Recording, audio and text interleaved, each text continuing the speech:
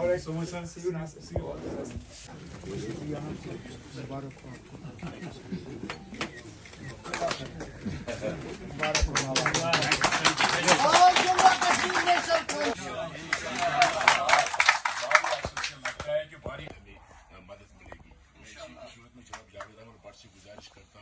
बुलंद करेगा।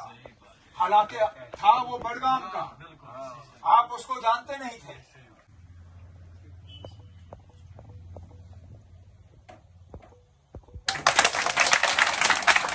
साथ आए हुए तमाम उनके सीनियर और यहाँ राजपुरा कॉन्स्टिट्यूंसी और पुलवामा डिस्ट्रिक्ट से मुखालफत नहीं की। इस मुल्क के नंबर 2 पोजीशन पे जो बैठे हुए हैं होम मिनिस्टर ऑफ इंडिया, उन्होंने नेशनल आप लोगों के बिना ये यात्रा मुमकिन ही नहीं होती।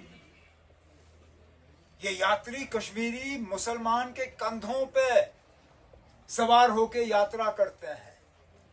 एक एक करके अब हम उन फैसलों को अब रिवर्स करना शुरू करें, लेकिन वो तभी मुमकिन होगा अगर कि हम बीजेपी और बीजेपी के साथ जो मिले हुए लोग हैं उनको हम रोकने का काम करें। बीजेपी की एक बहुत बड़ी खासियत है,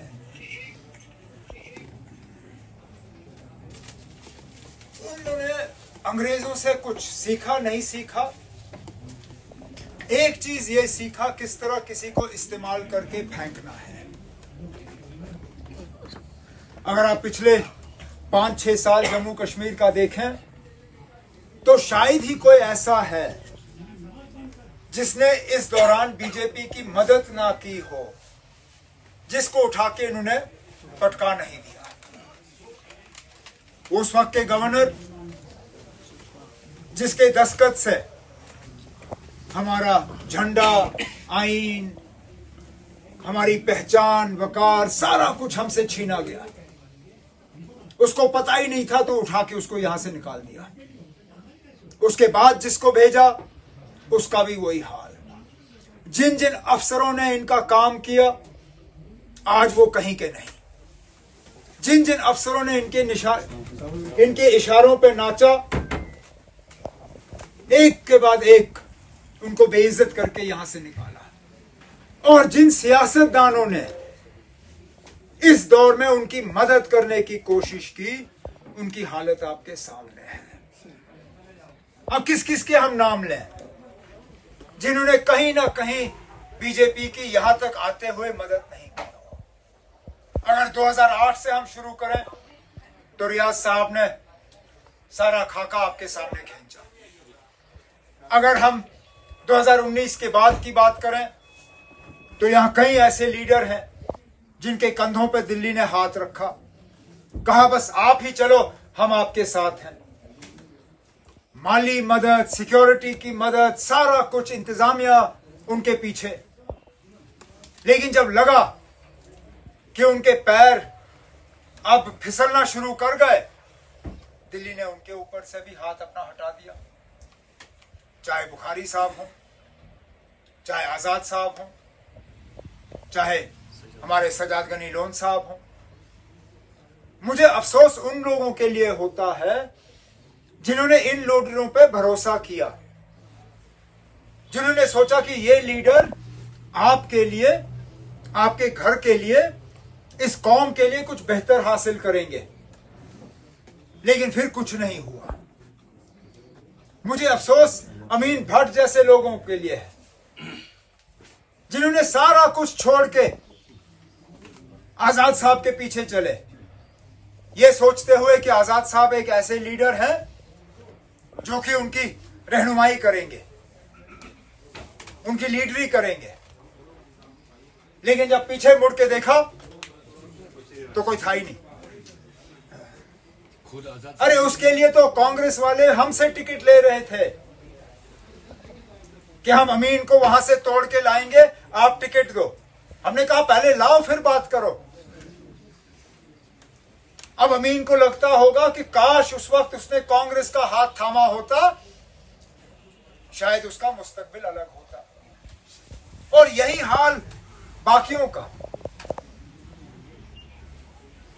अब जैसे मैंने अपनी बात जिस बात पे मैंने शुरू किया, हमारा आज मकसद सिर्फ और सिर्फ बीजेपी को रोकना है, क्योंकि जो बाकी मुल्क में मुसलमानों का हाल है वो हम यहां जम्मू कश्मीर में होते हुए नहीं देखना चाहते।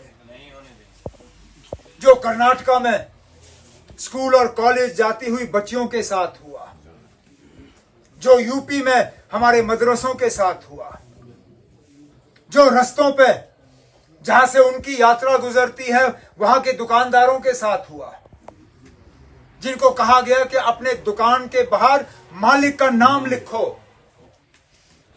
ताकि यात्री को यह पता चले कि मैं किसी मुसलमान के दुकान से सामान ना खरीदूं। फिर हम लोग हैं, आपके इलाके से भी यात्रा गुजरती है, यहां से होते हुए बालतल या सोनमर्ग,